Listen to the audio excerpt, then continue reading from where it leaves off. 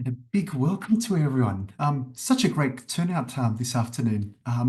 Welcome to our session to meet Professor Simon Buckingham-Shum on reflections on the AI rollercoaster, glimpses into our future.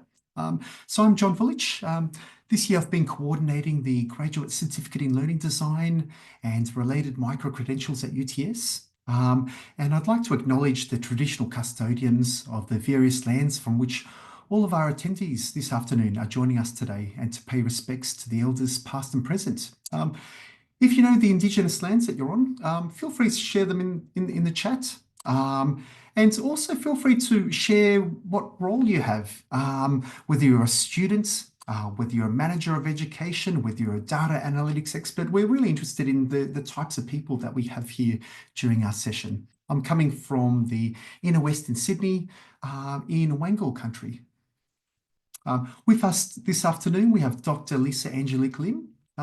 Lisa is a researcher in automated feedback. And Lisa is also our lecturer in our subjects Crunch and related microcredential, Crunch, Learning Analytics for Performance Improvements. This session marks the end of our subjects. We hold these, what we call expression sessions. It's one of the ways that we promote authentic learning experiences for our students, with connections to people in industry and people in research. And this year we've been trialing these expression sessions and opening them up to the public, which is why we have such a big group here today. With us today, we have Professor Simon Buckingham-Shum. So Simon is our Professor of Learning Informatics and also our inaugural Director of the Connected Intelligence Centre. So without further ado, I'll pass you on to Simon for our session today. Okay, thanks very much, John and Lisa, for inviting me to join you all. Thanks for coming, folks. I know everybody's busy, but I hope that the next hour or so will be worth your time. I'm going to give you a little bit of reflection on what's been happening with generative AI in the world of education, and then point to what I see as interesting signals coming from the future of where we may be going with all of this. And pop your questions in the chat. I'll either pick them up en route or possibly we'll just pick them up towards the end. But John and Lisa, if you see something which somebody's just looking for clarification on or something, then feel free to jump in. Okay, so who am I? Little introduction. This is me as visualized by LinkedIn. Now, sadly, they don't do this tool anymore. Back in 2013, though, so just over a decade ago, this was me. And you can see the main network clusters there, sort of highlighted here, to which I would also add more recently, moving increasingly into AI in education and AI ethics. But a lot of what I did was around learning analytics. Back in 2013, it was a young, emerging field that you can see in the blue, in the pink here. A lot of, a big cluster here around learning technology. I was at the Open University in the UK, 200,000 students online, working there in the Knowledge Media Institute, KMI. Also you see a big orange blob here around dialogue, issue, and argument mapping. I've done a lot of work on how computers can make argument and deliberation and debate visible in helpful ways. You can see also a little cluster up here around AI and argumentation that was beginning to develop at the time. Out of that work, for those of you interested in the whole idea of making reasoning and thinking visible, potential tools for the learning designers here to think about that could be used to make learning more visible and engaging for students is some of the work that came out of that prior to me coming here to Australia. So in this talk, I'm going to drop in some provocation bubbles for you. These are things to think about as we go along. We're all learning as the AI landscape churns around us at a startling rate. I thought we'd start with some history. We need to understand where all this stuff came from. So let me take you back to 1966. There was a lot going on in the world right then, but over on the East Coast at Massachusetts Institute of Technology was Joseph Weizenbaum. There he is sitting at a state-of-the-art computer of the time. This is just teletyping out on paper. Some of you in the audience may be old enough to remember this, before we even had screens. And Joseph Weizenbaum invented Eliza. Eliza was a computer program for the study of natural language communication between man and machine. Sorry, back then it was just men. Um, Now, what exactly did Eliza do? Well, this is an emulation of Eliza that was developed by Norbert Landsteiner back in 2005, and it is role-playing a Rogerian psychotherapist. Okay, so a very simple interface where Eliza says something like, is something troubling you? Men are all alike. What's the connection, do you suppose? They're always bugging us about something or other. Can you think of a specific example? Well, my boyfriend made me come here. Is it important to you that your boyfriend made you come here? He says I'm depressed much of the time. I'm sorry to hear that you're depressed. It's true, I am unhappy. Can you explain what made you unhappy? Okay, so this was Eliza. This is the book that Weizenbaum published about a decade later, having become deeply concerned about the power of this kind of dialogue. On page 6, he writes, once my secretary, who'd watched me work on the program for many months and therefore knew it to be merely a computer program, started conversing with it. After only a few interchanges with it, she asked me to leave the room. Okay, she was already being drawn into this conversation with this, quotes, Rogerian psychotherapist, and felt that, she was already starting to disclose things she didn't really want her boss to see. Right? And this is just sitting in the office at the computer science department. So Weizenbaum writes, what I had not realized is that extremely short exposures to a relatively simple computer program could induce powerful delusional thinking in quite normal people. Okay, he was utterly shocked at the seductiveness of this experience of talking to an AI. And really, that is the birth of AI. Depends on how you read your AI history, but we could certainly mark that as a major sort of milestone. Okay, but I want to introduce you to somebody else over on the West Coast, 1968 in San Francisco. This is an annual autumn conference on computing, and Douglas Engelbart is about to give what became known as the mother of all demos. Let me just play you a little clip from that. All these links will be available afterwards, of course, in my slides. If in your office you as an intellectual worker were supplied with a computer display backed up by a computer that was alive for you all day and was instantly responsive, instantly responsive to every action you had, how much value could you derive from that? Well, this basically characterizes what we've been pursuing for many years in what we call the Augmented Human Intellect Research Center at Stanford Research Institute. We're going to try our best to show you rather than tell you about this program.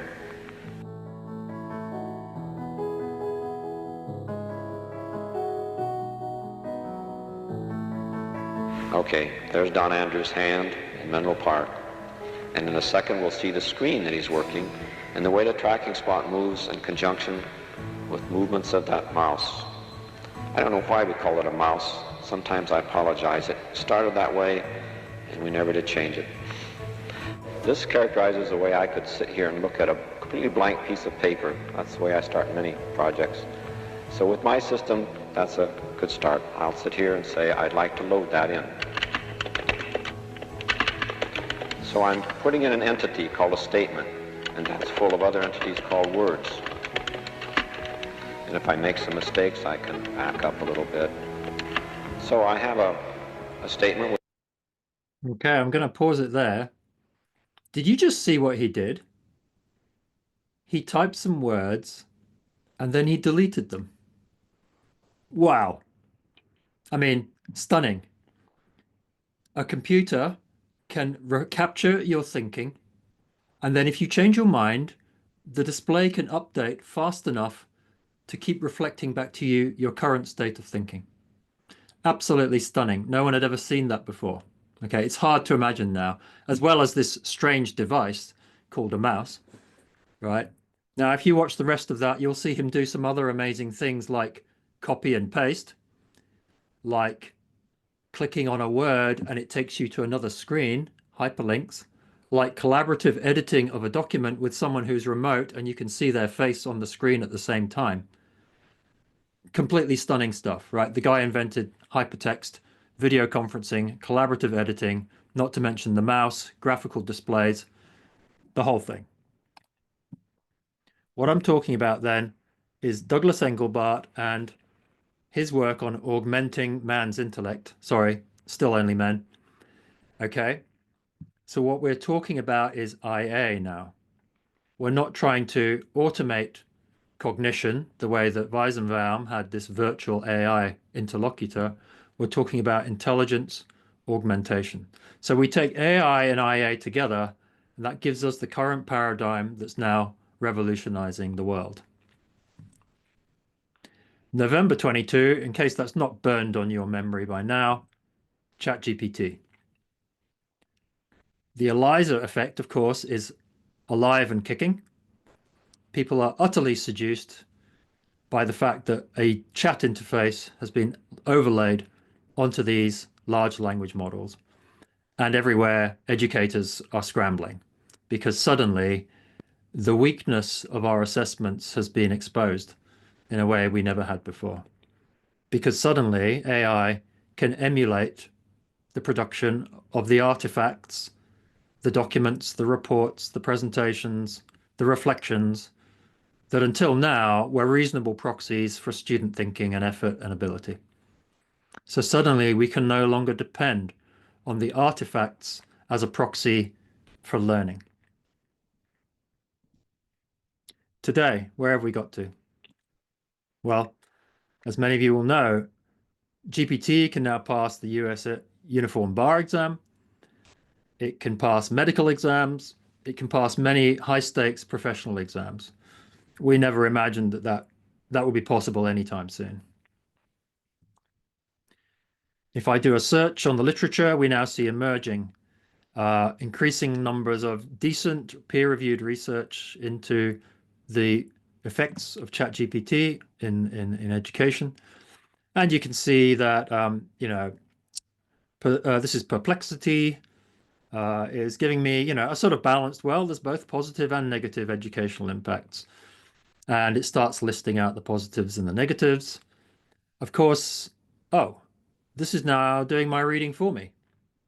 So we immediately need to be switching on our antennae and going, okay, well, there's some pretty big questions emerging here about the quality of the AI summaries of the literature, the risk of cognitive atrophy amongst our students as they start to rely on an AI to summarize papers that we've asked them to read.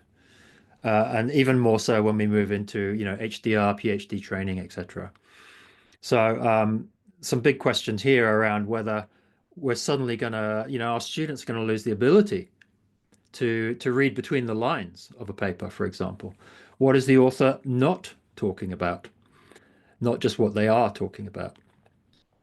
When, as we'll see later on, when you ask one of these generic models like ChatGPT or Google's Gemini or Anthropic's Claude or Microsoft Copilot to do something with you, it will oblige, it wants to please, it will very rarely challenge you unless you give it explicit permission to challenge you.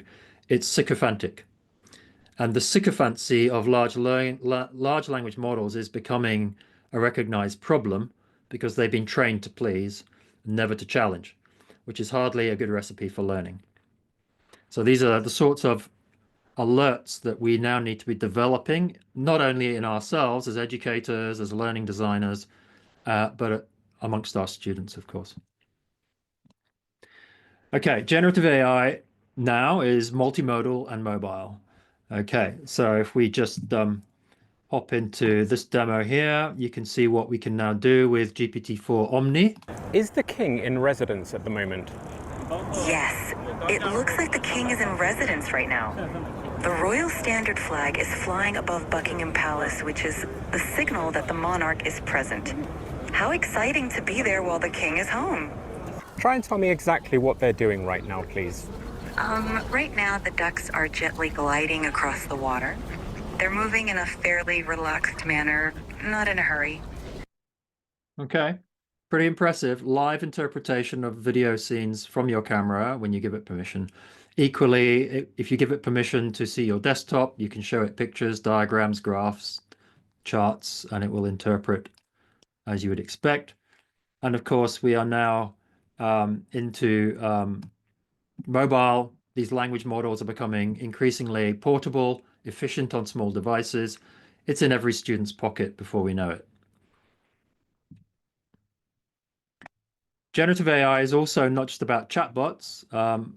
Let's take a look at LingoPal here. Okay, here's a video that I uploaded. Welcome to the UTS Learning Journeys website. This exciting resource has been But let's switch to me in French. créé pour aider les étudiants et le personnel de tous les niveaux à réfléchir à notre préparation à relever de nouveaux défis. Or German. Warum so viel Fokus auf Veränderungsvorbereitung? Nun, das ist das Einzige, worauf wir sicher sein können, die Zukunft hält. Okay, so it's emulating my voice, it's lip syncing with me, and arguably, first language may become increasingly irrelevant in studying in the future, because any student will be able to translate any of our resources into their native language, arguably write in their native language, and have it turned back into decent English. This raises all sorts of interesting questions, of course, about what we think we're assessing, and we'll come to that later on.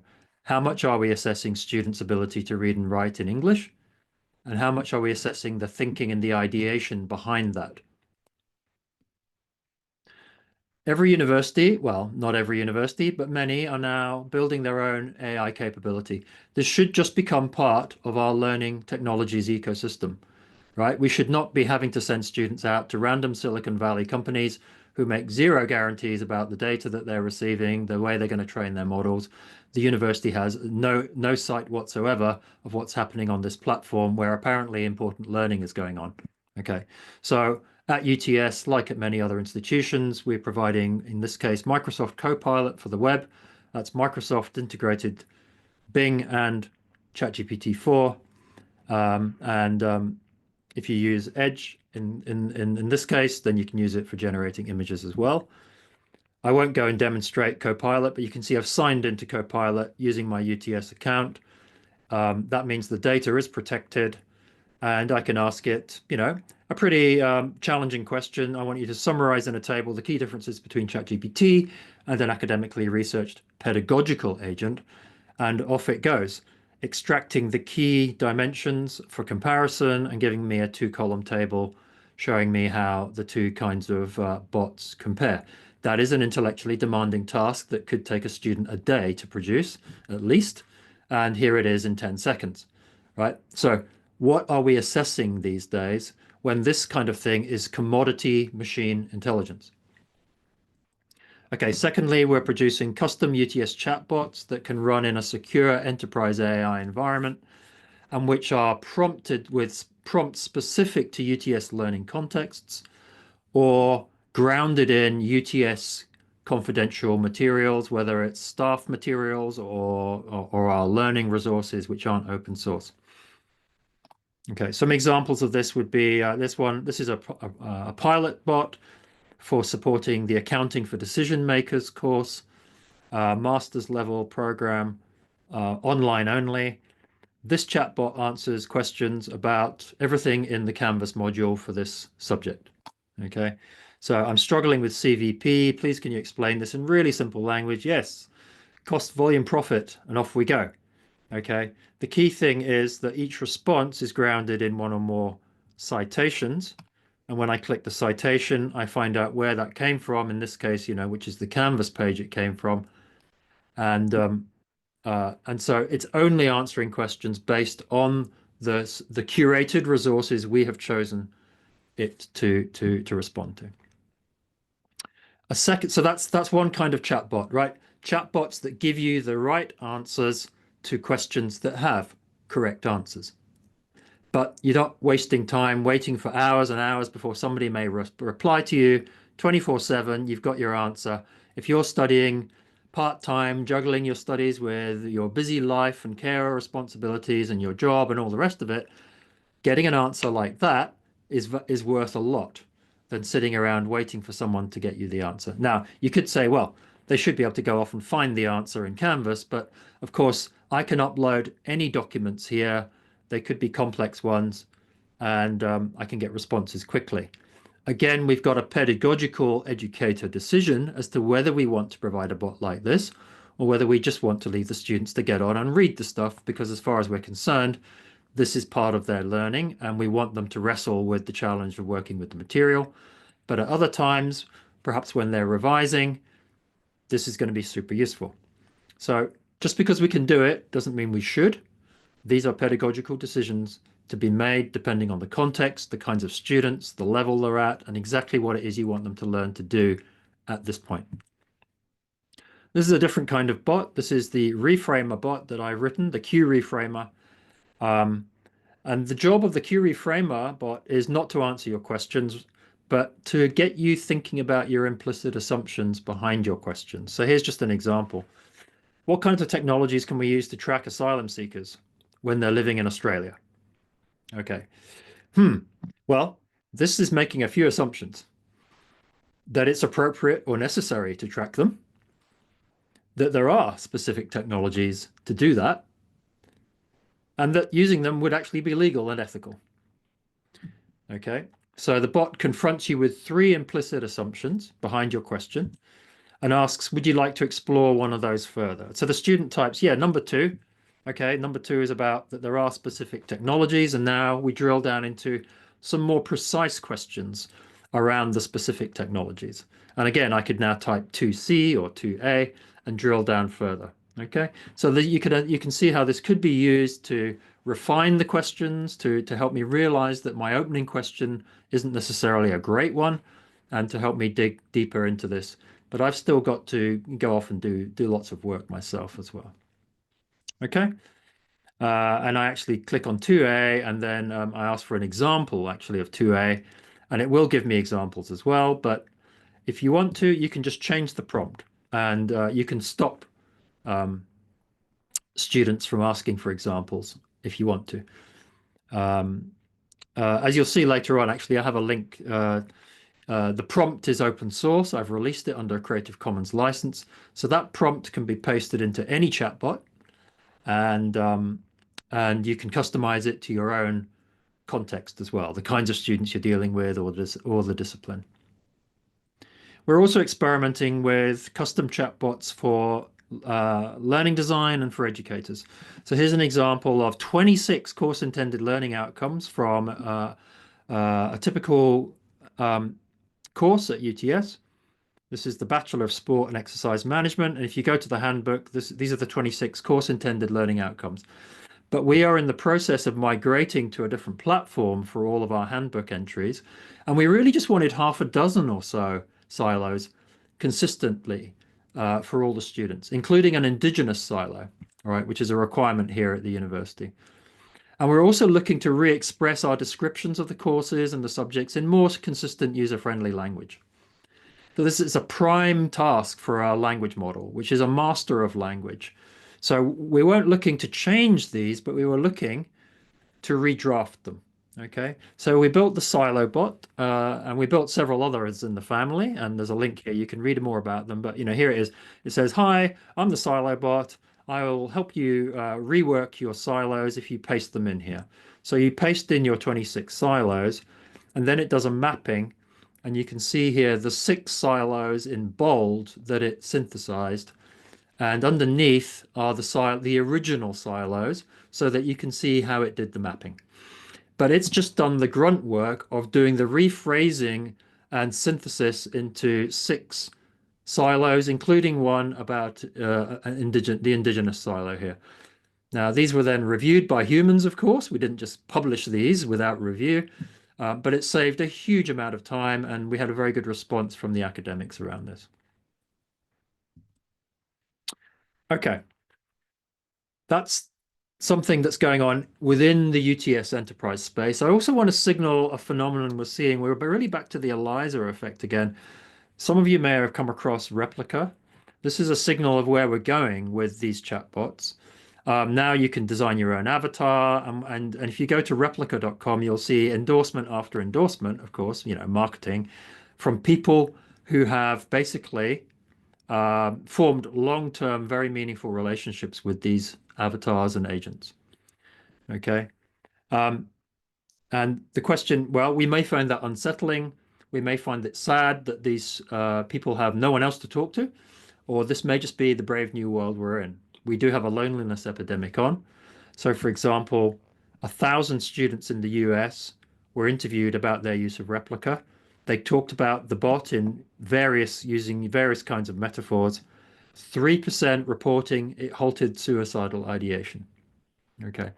3% of these 1,000 students who are statistically more lonely than the average student, talking about huge benefits for their mental health and well-being. So this is not the kind of relationship that we're looking to forge between students and bots here at UTS. That for us is crossing a line, right? But this is certainly happening out there. And we need to be ready for this kind of thing to increasingly become normal. There are also some terrible stories out there of bots that had no safety rails, leading people to commit suicide. So there's already some real tragedies happening around there, but there are people forming very long-term, deep relationships with these bots. The Eliza effect on steroids. Okay, I wanted to give you a glimpse of some work that's going on. Many of you may have come across synthesized AI conversations. So if I feed it a piece of reading, for example, a journal paper that I wrote, I can now listen to a chat all about that journal paper. Hey everyone, ready to dive in. Today we're tackling something huge, maybe a little intimidating, but totally fascinating. We're talking about AI. And not just, like, what is AI, but how do we as humans thrive in a world where AI is becoming more and more integrated into, well, everything? It's a big question, right? And lucky for us, we've got some brilliant minds to guide us. Thank you. We are brilliant minds, and later on we're rock stars as well. Okay, so what we've got here is an AI synthesized dialogue. I don't know, for any of you who have not seen that, I found that completely startling the first time I heard it. Okay, we've got a male presenter and a female presenter, and they're doing a deep dive talk radio kind of podcast, okay, about this specific content that I have fed it. Okay. It's upbeat, it's talk radio, it's easy listening, but it's a very engaging way of getting into some material. However, they're sycophantic. They're not really going to challenge or disagree with the ideas. They're just going to sort of big them up, say how exciting and interesting everything is, how amazing the authors are. And so that immediately started provoking in me this question of, well, what if we could customize these dialogues and make them much more challenging or interesting from a learning and educational perspective, okay? And then, guess what? Google, who I have no doubt were listening closely to me, released the ability to customize these dialogues. Okay, so we can now start to do some interesting things. First of all, you can follow this link later on, but this is Algeny is a startup here at UTS using algae to decarbonize the atmosphere. Okay, so in the Upbeats default setting, I get a promotional chat all about how exciting Algeny is and how clever the inventors are. Okay, but more interestingly, I can now enter this custom prompt where I ask it to design the chat to help our first year UTS biology students understand what Algeny is doing, and specifically I want them to connect what the students are learning about in Algae 101 and Biotech 101, I just made those up, okay, for the demo, to what the startup is doing, okay? Moreover, while the female presenter is doing this, the male presenter's, he's not actually so confident himself. I've decided to create a less confident student, and he's going to suggest that they discuss this in their next tutorial group, okay? So let's jump into that conversation here. This is the let me find the right one. Okay, let's. Have I got the right one here? In Australia. Yeah, down under. Ah. And they're tackling this whole Gen AI thing head on. So what we're going to do today is break down exactly how they're doing it, what kind of hurdles they're facing, and most importantly, Why it mattered to you. exactly, because this stuff has ripple effects. Big time. So think of this deep dive as like your cheat sheet to understanding UTS's strategy for teaching and learning. Okay. All right. You can listen to that later on, but and I've got a blog post which takes you to different aspects, but they basically do talk about, oh, let's discuss this in our next tutorial. And remember, we talked about this in Biotech 101. Okay, so you can start to shape the dialogue. But the next thing I want to show you is this one, which is not exactly laugh-a-minute material and perhaps not so suitable for an upbeat talk radio show. This is the World Economic Forum Global Risks Report. Okay. Now, you can get them to have a very serious discussion. You can tell them this is like news hour, but I did an experiment where I wanted them to really undermine the credibility of the report. Okay. The female expert is going to be very skeptical of, or who are these experts? And, you know, are these risks really something we should take seriously? Well, the report, you know, does provide details of who the experts are and what the risks are. But let's listen to this conversation here about the report. Okay, and I've chosen a moment where they start to get skeptical. When it comes to the top global risks, short term, and by that we mean in the next 2 years, they're saying it's the cost of living crisis that we need to watch. Yeah, and I bet everyone listening is feeling that one too. Prices on everything from groceries to gas, it's tough out there. It's impossible to ignore. The report says it's not just an inconvenience either. This cost of living crisis could be a recipe for serious social unrest and instability, potentially. And this is where I get a little suspicious. It's easy to say prices go up, people get angry, but where's the data in this report? How likely are these things to actually cause major issues? Good points like, okay, we should be worried, but how worried? They don't really say. Right. And that's a theme for a lot of this report. Makes you wonder, are these risk rankings based on like hard evidence and numbers, or is it more a reflection of the general anxiety right now? So should we be taking these rankings with like a grain of salt? Maybe a whole shaker full, honestly. Wow, a whole shaker full of salt.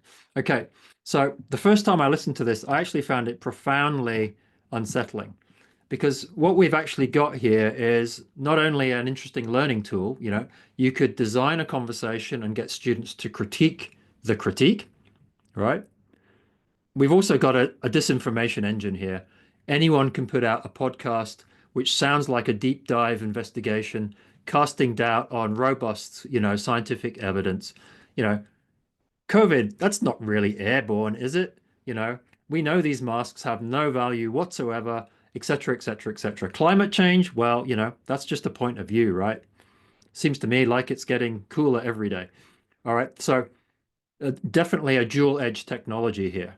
But I wanted to show you this example of how this is now a commodity generative AI way of either engaging students in interesting complex material in a new way, but also customizing conversations. But we're going to have to really work to make sure our students know how to engage critically with this stuff too. Okay, so things have moved a long way since November 22, when we were first able to just text with these bots. The cheating crisis is a tipping point. And we need to be thinking about how we're going to assess learning fit for purpose in these times. I want to go back in history again. We're going back to 1991, okay, where some early researchers in the States were asking, what are we going to assess? What should we be assessing? Okay, Solomon, Perkins, and Globison were three of the major AI and education researchers at the time. Are we going to assess performance of the whole student AI system? Okay, this is what a student can do when they are all tooled up and have got a fluency with their tools of choice, and they're coding, they're writing, they're animating, they're doing presentations, right? Or are we assessing what they can do when we take all the technology away from them and say, sit down with a pencil and paper in front of me. I want to see what you can do, essentially unaided. Okay. This is still a fundamental debate that's going on now. And we need to be very clear what it is we think we're assessing and how important it is to assess either or both of these. And that will be a contextual decision depending on the students, their level, how close they are to graduation, etc., etc. Roy P. at Stanford, in fact, was talking about exactly this several years before that paper. He talked about pedagogic systems that are focusing on cognitive self-sufficiency, right? That is what you can do on your own. And what he called pragmatic systems, which allow for precocious intellectual performance, right? He was talking about children and technology, but this obviously applies to our students as well. Precocious performance when you are fully armed up with what we could think of as sort of cognitive exoskeleton. You think of Ripley in Alien wearing her exoskeleton, doing amazing things that the human body cannot do unaided, right? Which of these are we assessing? And, you know, Roy P. Argues we have to be very clear that we are distinguishing about what we're doing here. We are now, you know, fast forward to 2024, we are here now. This is commodity technology. Okay. I want to talk to you a bit about how students are making sense of this revolution. There's a lot of anxious thinking going on amongst staff, but we are very keen here at UTS to make sense of how students are making sense of this, because if, you know, in my view, they are part of our solution. Many of them are more across this technology than some faculty, and we need to be working closely with them. And these are examples of the kinds of workshops we've been running here at UTS around generative AI, involving them in the decision of whether we should turn it in on, whether we should trust Turnitin's ability to spot AI writing. We also had another workshop all about predictive AI. If we can identify before week 4 your statistical likelihood of dropping out, should we do something? Should we tell you?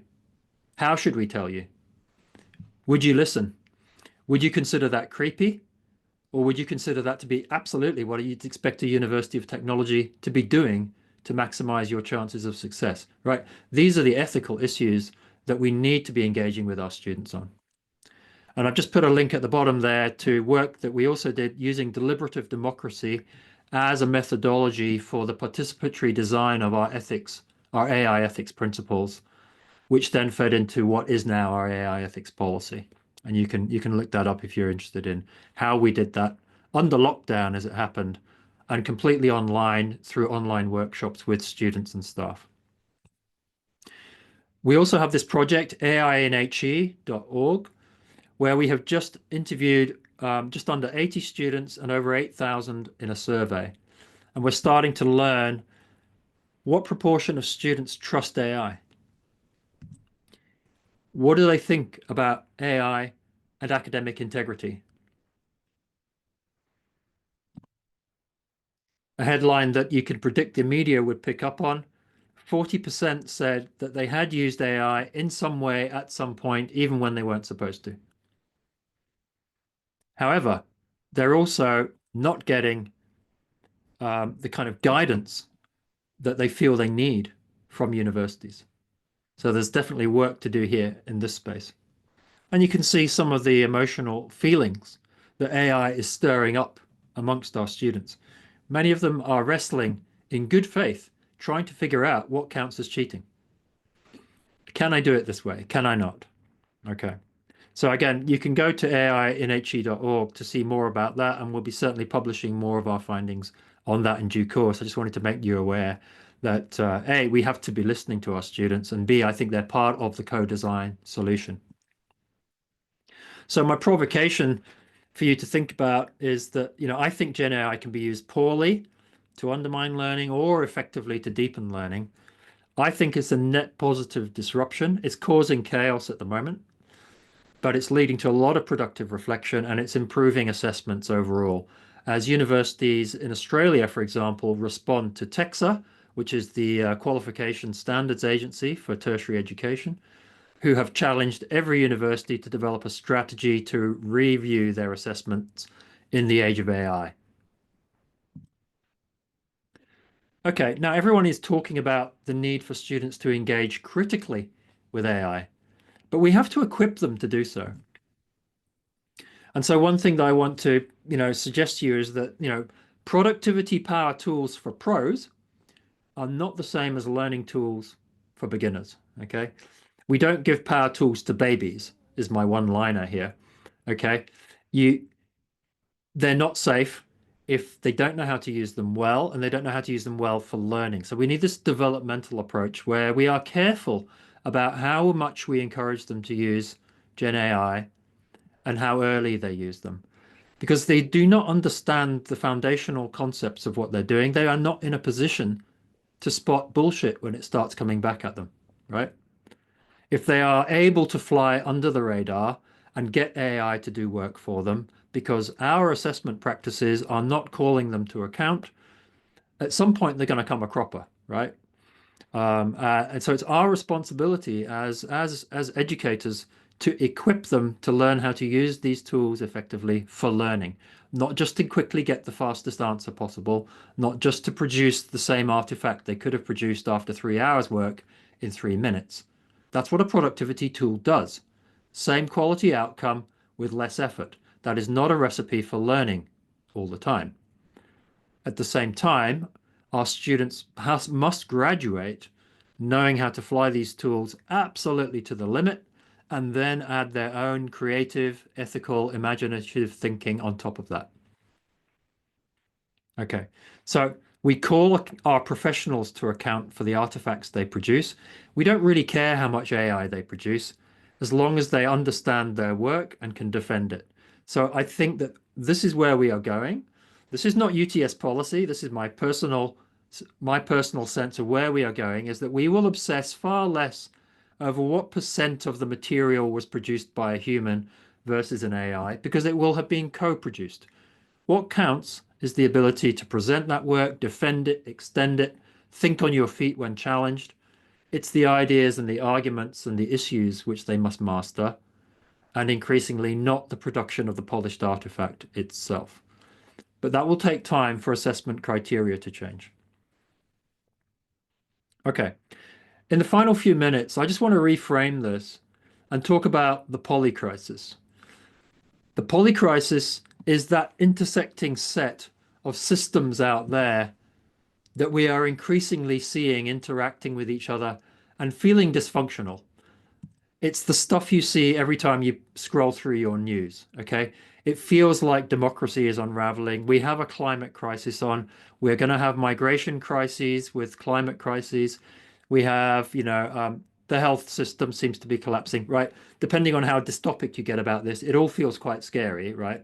And this is being referred to as the polycrisis. AI is obviously part of that.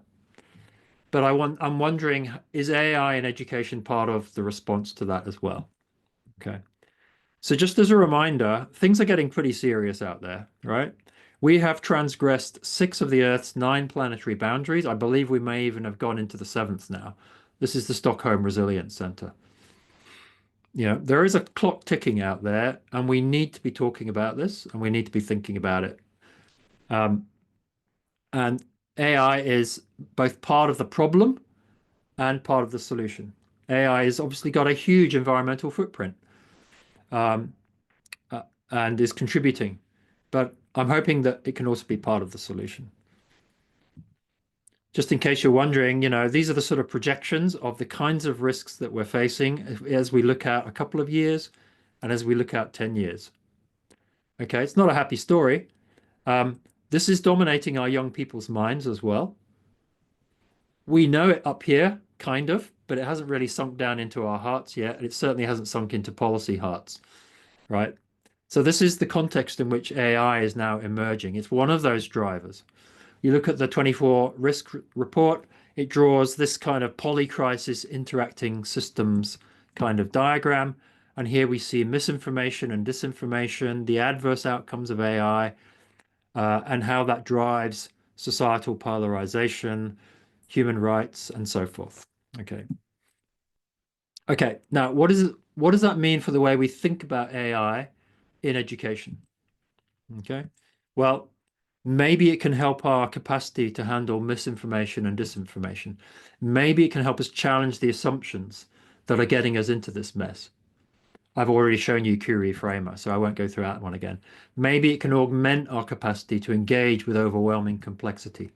Maybe it can augment our creativity, or perhaps augment our collective intelligence. We've got to learn to think together in better ways. So let me just flash a few examples up in front of you just to provoke your imaginations. Okay. We've got a misinformation and disinformation crisis on, right? COVID, climate crisis, racism, immigration. We see social media platforms fueling the misconceptions about what's going on and how we can respond. I want to show you some great work here. It's by Ajani Karunanayake and colleagues here at UTS. This is from her PhD. She's developing a tool called InfoNavigate, and it's to deal specifically with contested, conflicting sources of information, which may all be coming from robust sources, right? This is where experts disagree as well. So the example here is, should companies who adopt AI be taxed to compensate for the impacts on employees? And she's using language models to develop, here's a synthesized summary of the state of the debate. Here we've extracted from these 5 sources from Google what we know about the indicators of the trustworthiness of each of these sources.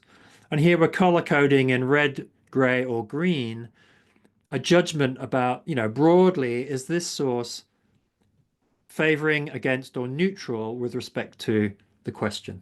Okay, so here's an example of using language models to try and help someone make sense of conflicting sources of information. All right. Lots of important questions we could ask here about, again, is that back to that question, are we doing too much cognitive work for the student when they should be actually trying to figure this out for themselves? Those are important questions to ask about any form of intellectual work that a bot is doing. You can even drill down and it'll break down the top topics in the debate and show you what each source's position is on each of the subtopics you can see down the side there. All right, pretty handy, but good provocation to think about cognitive atrophy as well if people overuse this. All right, next one. Can we think of generative AI augmenting human creativity? So this example I want to show you is from the MIT Center for Collective Intelligence. So they are working with a double diamond process, which many of you may be familiar with, where you go into a divergent mode about what is the nature of our problem, and you gradually converge on the definition of the problem, and then you start diverging around what might solutions look like, and then converging towards solutions. Right, so they have developed something called the Supermind set of methodological moves. You can investigate this later if you're interested, where you zoom in and zoom out on different parts of the problem and the solution. Okay. They've already shown that that can be helpful when you're just doing this with playing cards and pen and paper. But now they've got this thing called the Ideator platform, where you've got this tool which allows you to say, well, I want to explore the problem, or I want to explore the solutions around reducing misinformation with social media. Okay, so the interface is guiding the user on how to use the tool, and then you get to see the expert solutions coming back from the language model, which is generating ideas for the humans to then debate and discuss. Okay, so, and they've validated that using this tool is better than just using ChatGPT on its own, or just thinking on your own as humans. Okay, and I think that's a particularly interesting example, because I think we're going to be moving away from prompt engineering. I've argued this myself, and Meredith Ringel Morris has argued this just recently in this paper, Prompting Considered Harmful. Okay. Prompting is a poor user interface for GenAI systems, which should be phased out as quickly as possible. So a pretty provocative statement here, right? But she's basically saying that normal people are wasting far too much time trying to get machines to do the right thing. We need to be giving them, guess what? Graphical user interfaces, not reverting back to the command line interface, which is essentially what a chat interface is, where you have to know the magic to type like a Unix system administrator to get the machine to do the right thing. Let's get our menus and sliders and checkboxes up there in front of the users. So that is increasingly what most of our students and educators will be using. The prompt engineering will be done by experts who are building these tools. So just something to bear in mind as we go forward. Okay, the polycrisis absolutely requires us to question our assumptions. I'm not going to step through Qreframer again. I already showed you the internal UTS version, but there are links here out to the GPT-4 app. And I want to close on collective intelligence, okay? We're going to need to think together much better, okay? We can have students who are thinking together in teams. Now we can introduce a chatbot. Now we can introduce two chatbots, and the chatbots can talk to each other. Let's make that lots of teams with chatbots. In fact, people are doing experiments with dozens of chatbots, all coordinating and working together on a very complex problem, okay? This is where the future is at now. There are platforms emerging, multi-agent platforms, as they're called, okay? There is a whole literature on what's called human AI teamwork, human autonomy teamwork. And we're starting to see papers like this one in Nature on the intersection of large language models and collective intelligence. So the future for me is how we are going to design these human AI teams and how we're going to teach and assess students in their ability to orchestrate such teams. And this is why in next month, we're going to convene this first symposium on educating for collective intelligence. And we have an awesome lineup of speakers, and you're very welcome to join us for free online to learn more about that. That link will, of course, be shared in the slides with you. Okay, so I should wrap up. I've gone a little long, but we've got half an hour left for Q&A. This is my closing sort of provocation summary. Okay, we have overwhelming complexity facing us now as a species, as the first global civilization there's ever been, who now holds the planet's future in our hands. We've never had that level of power before. And to be honest, our tiny minds did not evolve to handle this level of complexity. So we absolutely need better collective intelligence. I think that we're going to need AI to help us to think better, because we're trapped, it feels to me. We're trapped in dysfunctional patterns, which we see rehearsed over and over again now in the news. Maybe we'll hear some questions and suggestions better from a machine than from other humans, because we are attributing motives, we don't respect them, etc. And I think we have an ethical responsibility ourselves to become AI fluent and to equip our graduates for these peculiar times that we're in. Thanks very much. Thank you so much, Simon. Big collective round of applause. Such a fascinating, intriguing, very important discussion on AI. We have a question from Human in the chat around the role of teachers, or you've kind of given us a glimpse into this, but any other thoughts about the role of teachers, how the teacher's role will evolve in the with generative AI? Yeah, so many possibilities here. First of all, educators have really got to get up to speed with what is possible. You know, if they had a little tinker with ChatGPT 3.5 2 years ago and dismissed it as, you know, of little threat to their assessments, they really have to get hands back on and seeing what's possible. Now, our educators are busy, stressed, overloaded, and many feel that they don't have time, and it's all moving too fast. We are busy within UTS and every university now, producing resources, trying to create learning opportunities for academics to understand what is now possible, and to get them thinking about not only the risk, which is what TEQSA has been focused on, the risk of academic integrity. If we don't have the safeguards built in to actually verify. I talked about holding students accountable for their work, just like we hold professionals accountable. But if a student can submit a piece of work and fly under the radar and not have it detected, we're not holding them accountable for their work. They're getting away with it, right?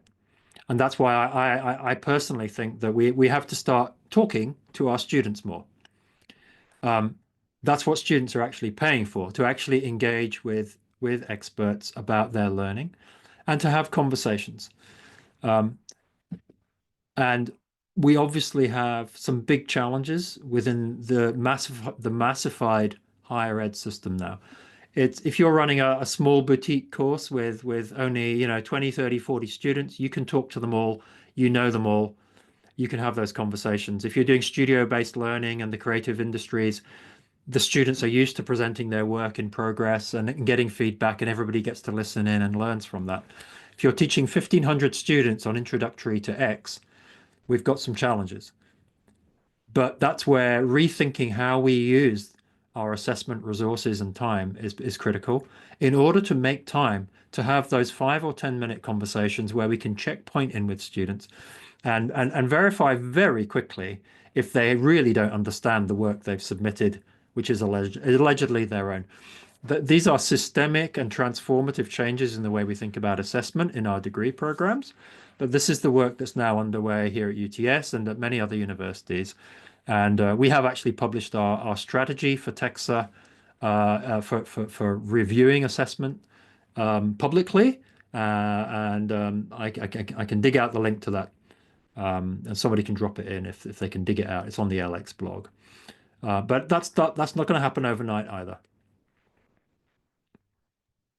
Thank you. Did anyone else have any questions for Simon? We've got another one that's just come in from Martin.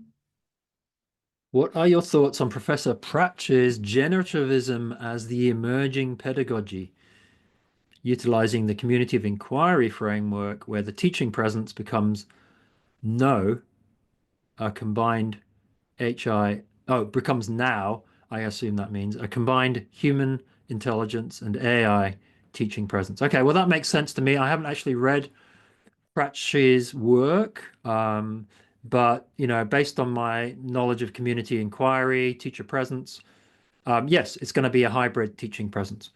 There are already examples of bots that are picking up FAQs that are asked frequently. We are already working on chatbots that can ask you, automated assessment questions and all sorts of things. So yes, it's going to be a hybrid teaching presence. The work at UNSW by David Kellerman is a prime example of that. How he integrated chatbots into his Teams-based teaching of very large engineering cohorts, for example. Thanks, Vinod, for dropping in that link to our response to TEQSA. Okay, now, what other questions have we got? Anybody want to just stick their hand up and speak? Amir. Yeah, you seem very optimistic, and I think that you belong to the maybe 5% of, maybe more, but I'm just being, of intelligent people. But imagine those who are not so, educated and learned. Don't you feel afraid about the human agency being diminishing in face of these technologies? I mean, what is the motivation to go on and even learn something when you see this overwhelming intelligence in front of you with zero effort, just being there, and you feel, I don't know, in my experience with my students, it's like, what what is the purpose of even beginning this long journey of education and learning when at the end you can only expect to have a fraction of the knowledge that these machines already have on the onset of this journey? Yeah, that's a great question. Yeah. This really gets to the heart of what does it mean to help a student critically engage with what appears to be an omniscient entity that apparently has read everything and speaks with huge authority on anything you happen to throw to it. So this is a completely new situation for us as a species, right?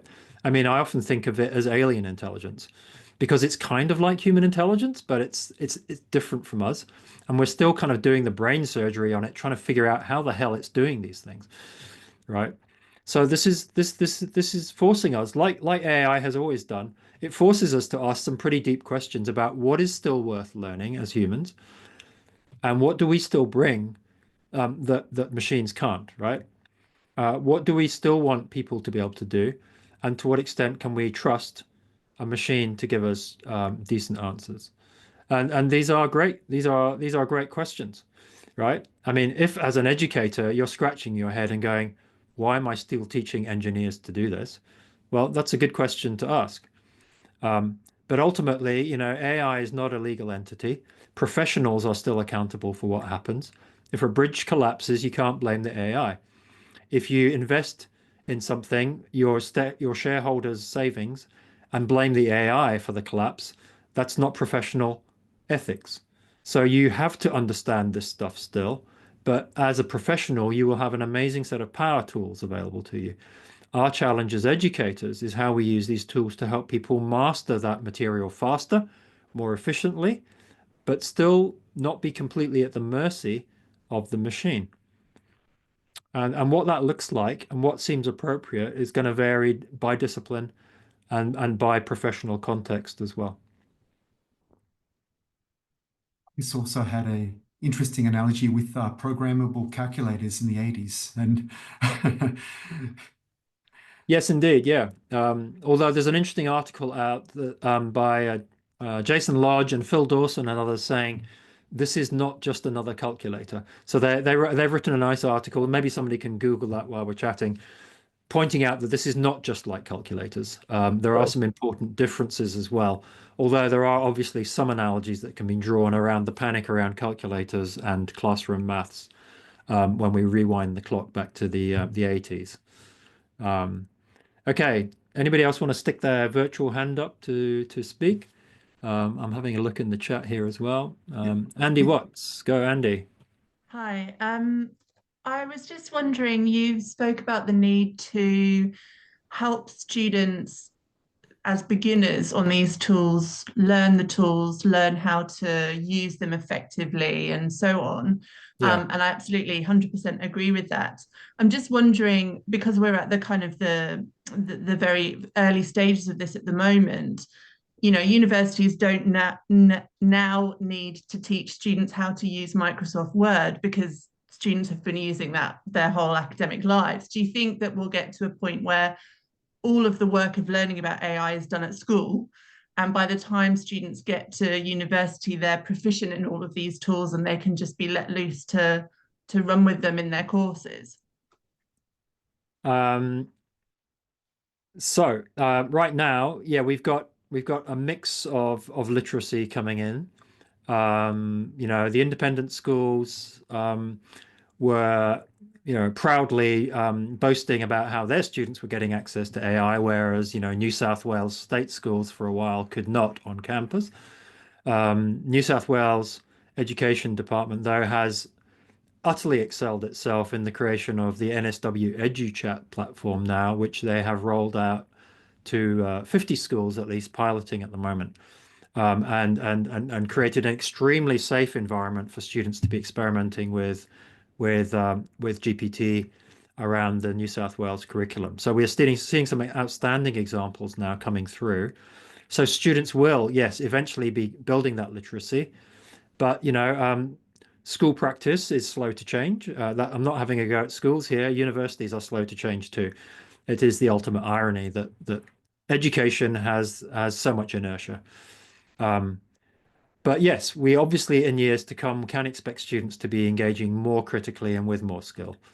On the other hand, let's not get carried away by any sort of digital natives rhetoric that young people have just got this fluency that older people don't when it comes to thinking critically about how to Google, how to search, how to think critically, because frankly, they don't. And it hasn't been taught that well so far. So I'm not really holding my breath. I think that universities are still going to have to do a lot of work on teaching students how to use these tools well for learning, which isn't the same as quickly getting the answer. So, one of the biggest challenges with learning design is wrangling, or has been wrangling content from your clients. They either are giving you nothing, or they give you tomes that you have to kind of cut down with them. And Andrew has a question about kind of what the future LMSs will look like. You know, how will learning designers plan, design, create for a notebook LMS type interface? Okay, well, I mean, I guess Notebook LM from Google is an example of synthesized content, with the hazard warning tape around it that I've tried to emphasize. I've showed you SiloBot, which was distilling content down into something more succinct. So, if your academic hands over to you, hundreds of pages of material or a very large slide deck, I think we can imagine language models helping to sort of boil that down somewhat, which the learning designer might then review and feedback much more quickly than they could to the academic, saying, look, I've taken it down to 10 minutes of presentation. What do you think about this? Likewise, the academic may have a view about how they want to present their work, and they've done some work in Canvas. Maybe we can imagine Canvas bots coming in and sort of resequencing that, rechunking it, producing it, using some nice learning design patterns, suggesting interactives that could be inserted, etc. So once we have chatbots that understand what is it that learning designers do, what are good learning design exemplars, what kinds of patterns have proven themselves to be effective for this kind of teaching in this kind of discipline, then these will be power productivity tools for learning designers to accelerate their work and turn around stuff for academic feedback. And maybe academics, at least who are, of course, most of them are not expert learning designers, maybe they will use some of these tools to hand over something that's closer to what a learning designer would like to see. And academics will themselves be learning how to do it well. And some of the research I've seen around the transition to MOOCs, one of the biggest learnings that institutions got was that their academics worked with learning designers for the first time ever when they moved their content into MOOCs in Coursera and edX, and for the first time, the lights came on as how to do good online learning, right? But we might expect something similar, perhaps, when they've got a non-judgmental, eternally patient chatbot working with them, because our learning designers are maxed out too.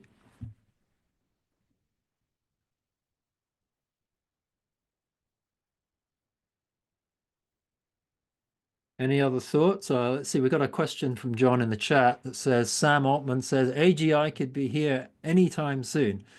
Okay, do we need to focus more on the human affective outcomes through the curriculum? Emotional intelligence, resilience, well-being, assuming AI may be doing most of the cognitive. I think that's a great question. Mr. Altman, of course, has every interest to keep us all on our toes around the imminent arrival of AGI, so we don't forget to invest. Sam Altman also says outrageous things about how he's going to transform education overnight, with zero ability or expertise in how to do teaching and learning, which is, of course, typical of Silicon Valley. Okay, now, emotional intelligence, resilience, well-being, yes. I mean, I've already hinted at what role conversational agents can play in well-being, right? I mean, there is really good solid research already by people like Deborah Richards at Macquarie on how chatbots can support emotional well-being in students. And I've already shown you the sort of replica extreme case where people are forming long-term relationships and claiming that it's doing amazing things for their well-being and self-esteem, etc. And of course it would, because these bots will affirm you to the nth degree. What they will not do, for example, and this is something we are thinking about, is back to the sycophancy thing again, okay? How do you have a challenging but safe conversation with a student? Now, that's what expert educators and student support staff know how to do, okay? You may be too comfortable. Maybe you need provoking and challenging to step out of your comfort zone. Maybe you need affirming that you can do this. You are in the right course, Simon.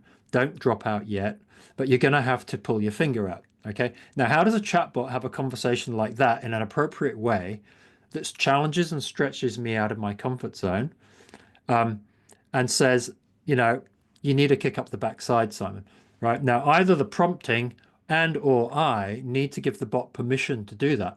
When you give permission to these bots, they will do that. Okay. But it's like they're very cautious because they don't want to offend, essentially, right? But, you know, I've written, for example, about work integrated learning chatbots. There's a post on LinkedIn recently where it came out of a symposium at Deakin University on the future of work integrated learning and chatbots, right? Where students need support when they're on remote placements with they're feeling alone. They may be having, you know, traumatic experiences in the workplace. I can see Francisca Trido is here as well. She was with me there.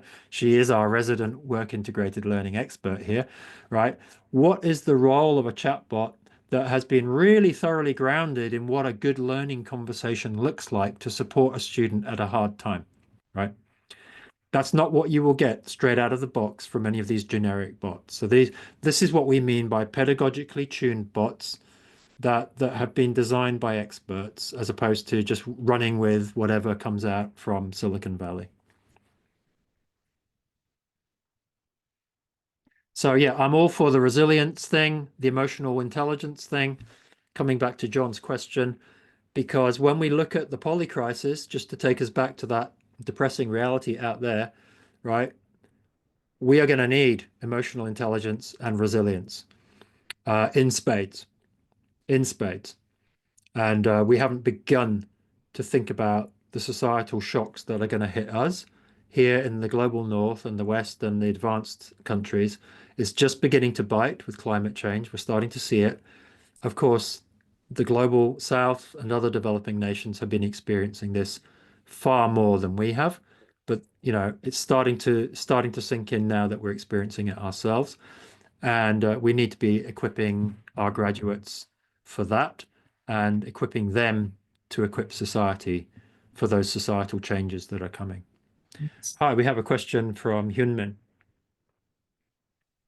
Thank you for your good presentation, Simon. For me, at this point, generative AI appears capable of handling much of the knowledge transmission in the classroom.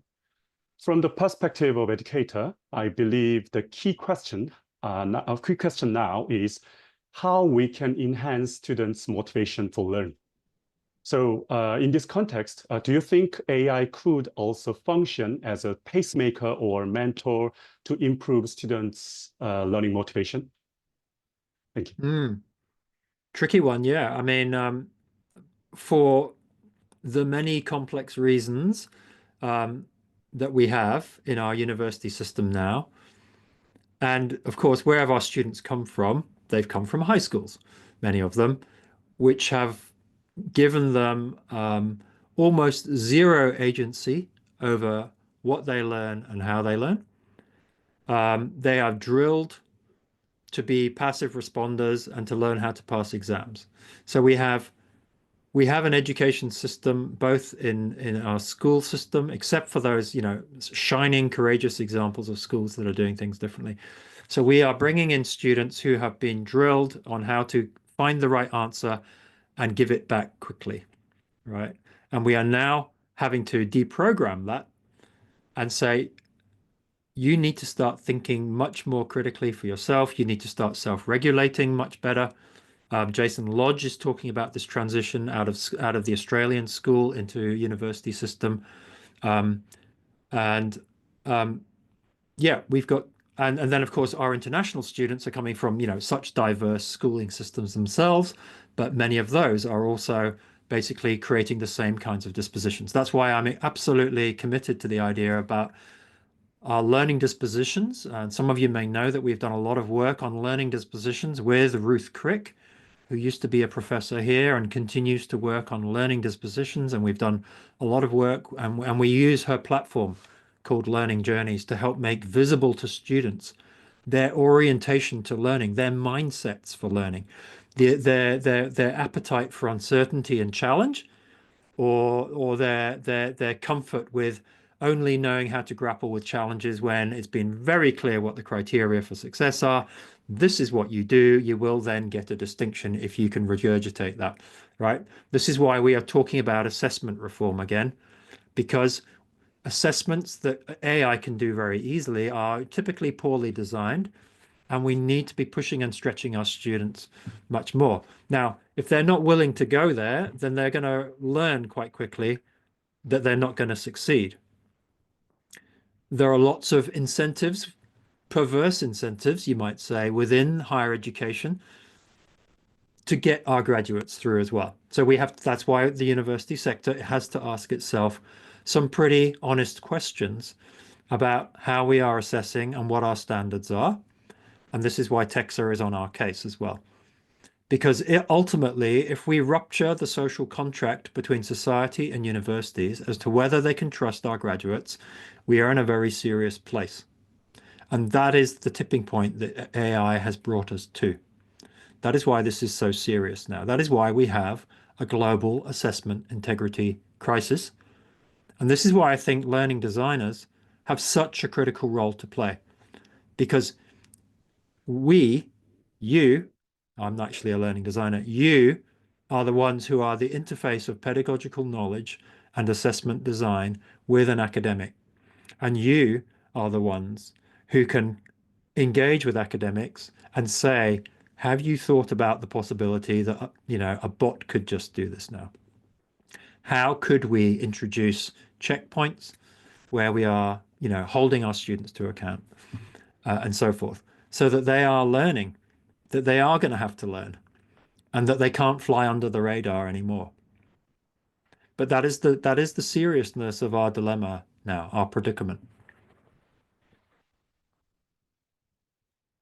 Thank you, Simon. I hope we get the chance to have an in-depth discussion about this at UTIPS in the near future. Thank you. Yeah, happy to chat. Thanks. Great question. All right, how are we going? And that might be one for us to finish off with, possibly, Simon, if there aren't any more questions. Yeah, I can see Chris Wong's just noted that it's not just TEQSA, but we've got Engineers Australia and hopefully other professional accreditation bodies as well who are on our case. Often academics go, oh, I can't touch my assessments because then we'll lose our professional accreditation, right?